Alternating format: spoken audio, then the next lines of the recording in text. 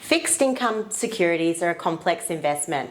Whilst most of us think of the fixed interest world as simply government bonds, term deposits and annuities, it is a very complex landscape to understand the ways that inflation, reserve rates and unemployment rates can affect the pricing of these assets.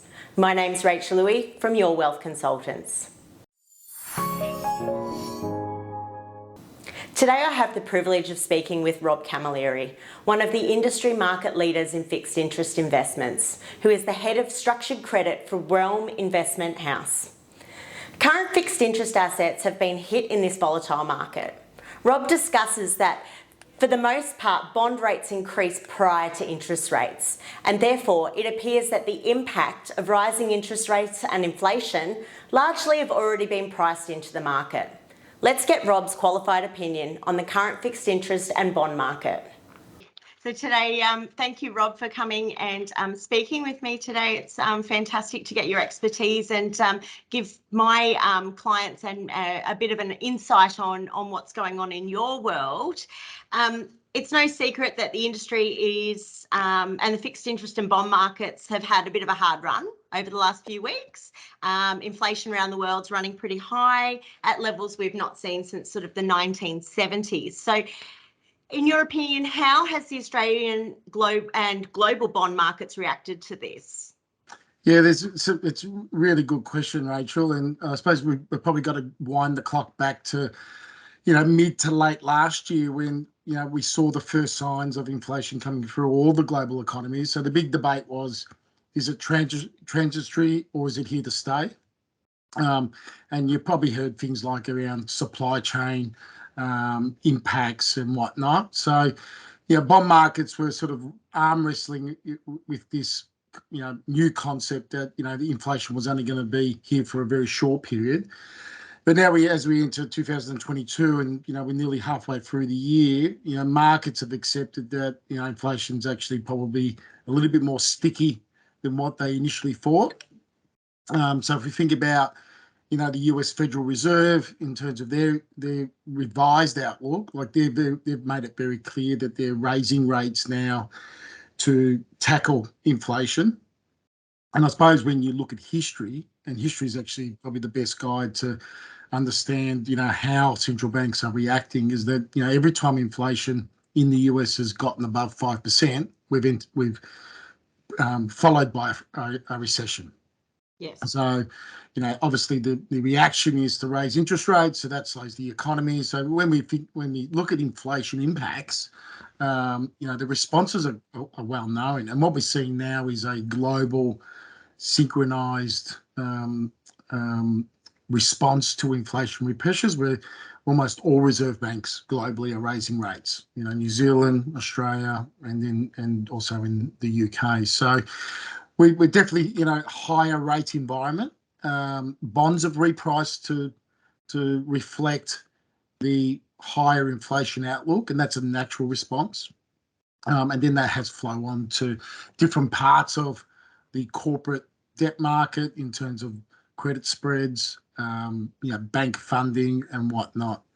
In Australia, we've seen very similar responses here. The RBA was probably one of the last reserve banks to come to the party. They were, looking for confirmation that inflation was here in the Australian economy. We're really looking for wage growth to be sort of the big driver of rate rises here. However, due to a lot of pressure, particularly from what they're seeing offshore, and then we've had the war in Ukraine start in February, a lot of the luxuries that the RBA had to sort of sit on its hands and sort of wait and see were taken away from them. So they've actually moved, quicker than what most people had anticipated. The market had priced in rates here to sort of get to around about, somewhere between 1.5% and 2% over the journey. The big debate here was, were they going to get there fast or were they going to get there slow? And that's really sort of been the big arm wrestle here in Australia. So what then is Realm's current view on the fixed interest and bonds market? Like, what are you guys looking for as fund managers? Yeah, I suppose the big thing for us is what we're focusing on is when we sort of, when are we going to enter a period where the market believes we're sort of in this peak, not so much a peak rate cycle because rates sort of follow the bond market, but the Yes. bond market will reprice ahead of where ultimately rates settle. And we're starting to see that now with US rates and Australian government bond rates where, they've repriced significantly, almost as bad or not, probably as bad is not the best way to describe it. But when we look at previous, bond market sell-offs, everybody points to 1994 where there was a very aggressive repricing of bond rates. And a lot of fixed income funds, particularly bond funds that have a lot of term risk, provided large negative returns, and that's something that it's hard to get your head around when you think about bond funds where they're positioned in a portfolio where they're supposed to be sort of like your lower risk allocation, but they do carry market risk, and what we're seeing now is a period of market risk really enter into bond funds. Volatility is high, so the chance that you will have a lower return in funds is actually quite high because of what's happening in the global bond markets. But we're seeing that sell off now sort of plateau. The market is pretty much priced in, what they expect the RBA and also what the Fed is going to deliver in terms of rate rises. But it's one of those things, Rachel, where we can target a lot, and the bond market forecast a lot, but then ultimately what gets delivered sometimes is not the outcome that we expect. So if history is a guide, as the Fed tightens, the repricing of bond markets may have gone too far because the Fed may slow as the economy slows. They slow their tightening cycle. The same may happen here.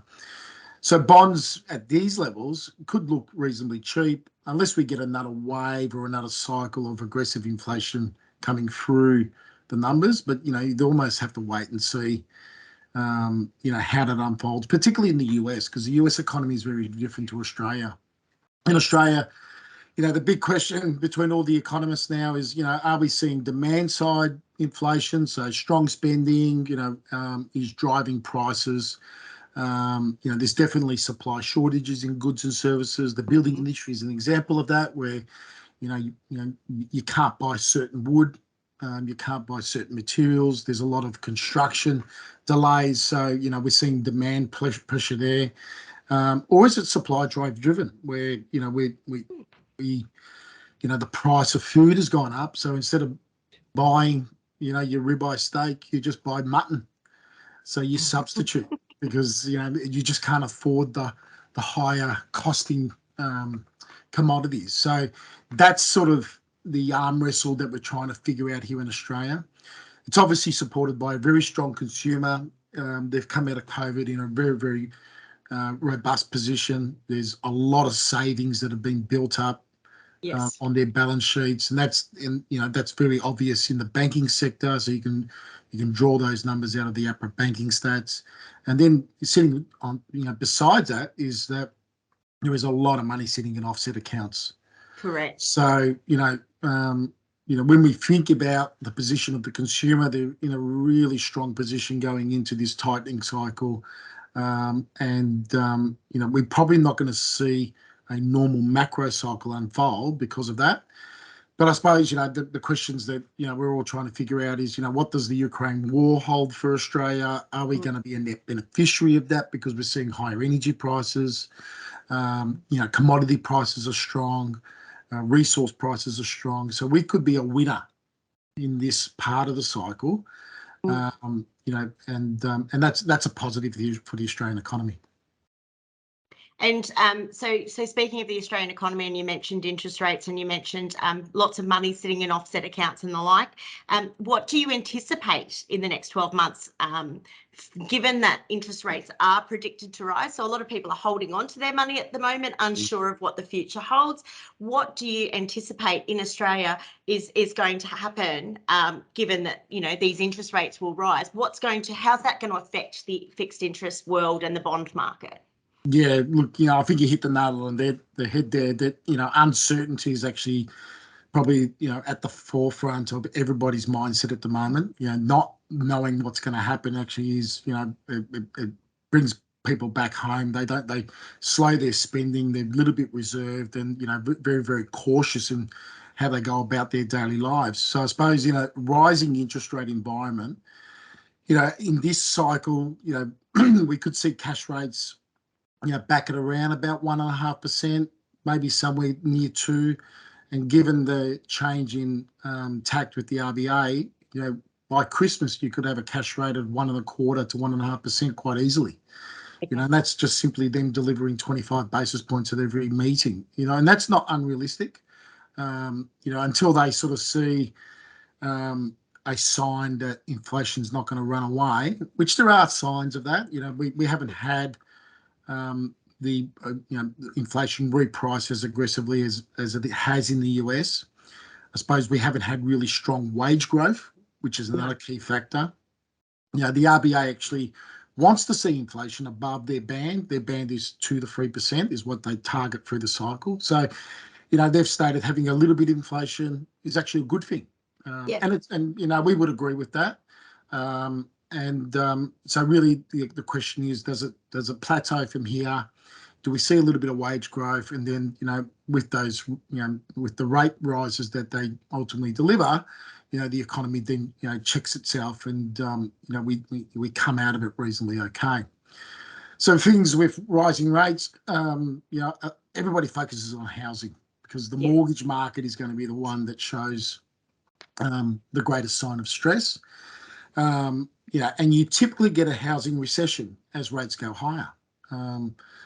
But we're coming off this, as I've noted, we're in a very interesting period. We're coming off a very strong housing market.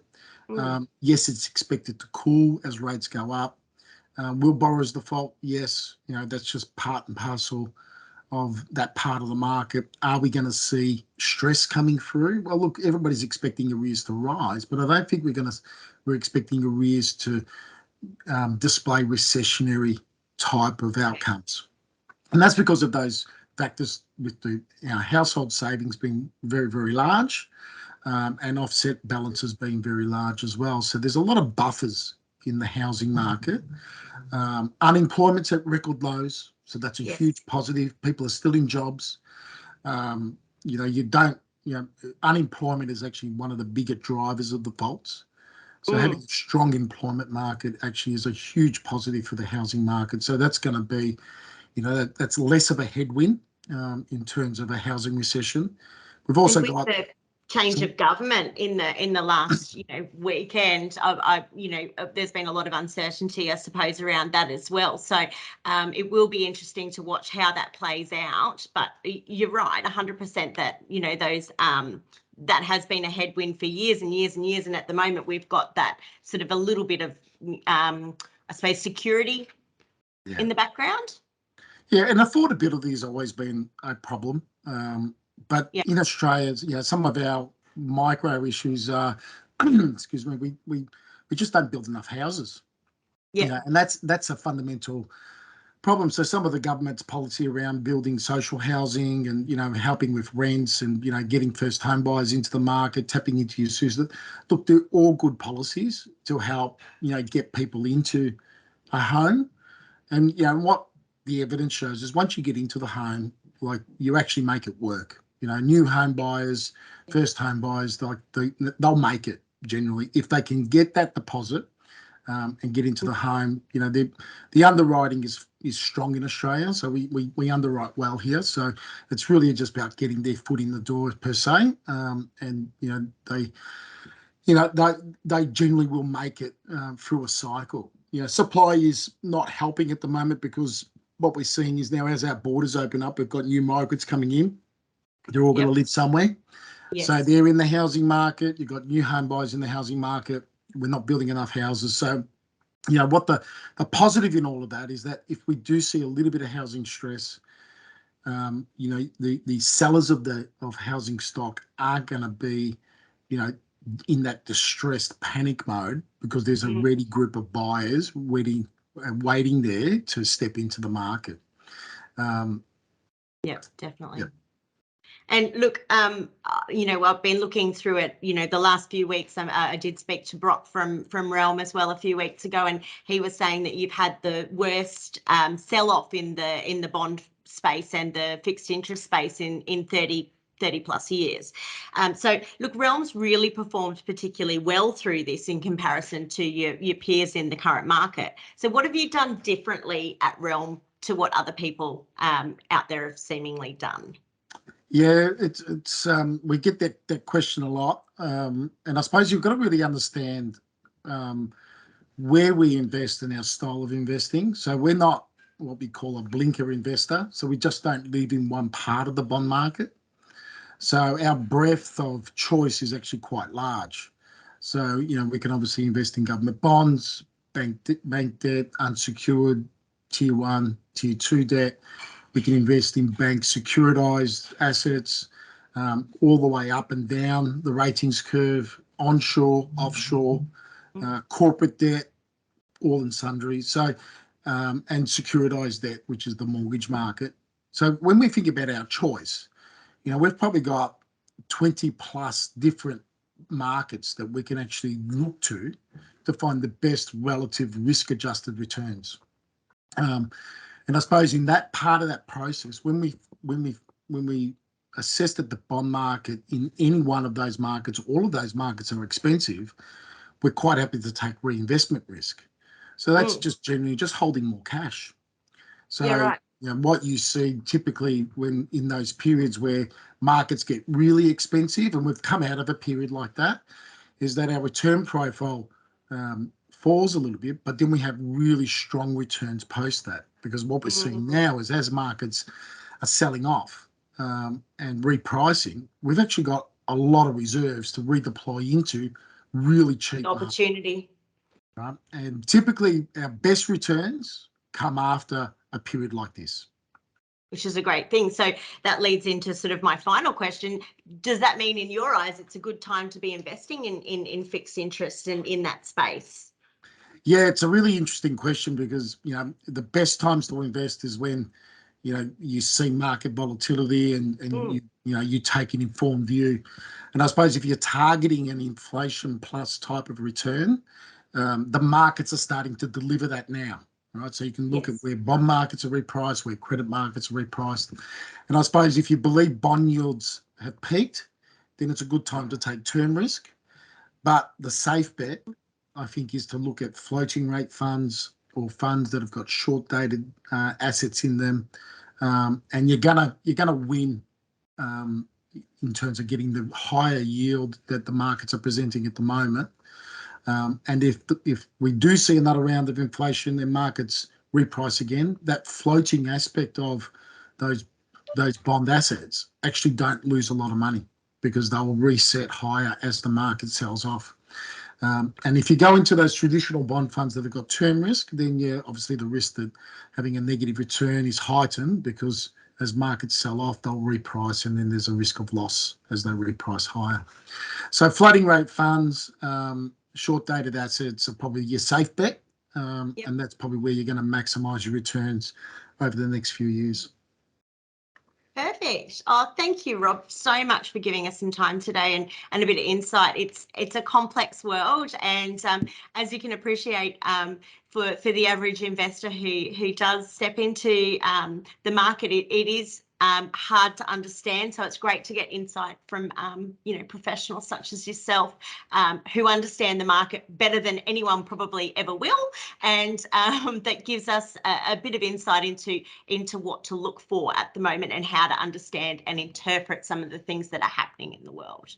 Yeah. So thank you very much. Well, thank you, Rach, for the opportunity to have a chat, and have a great day. Thank you.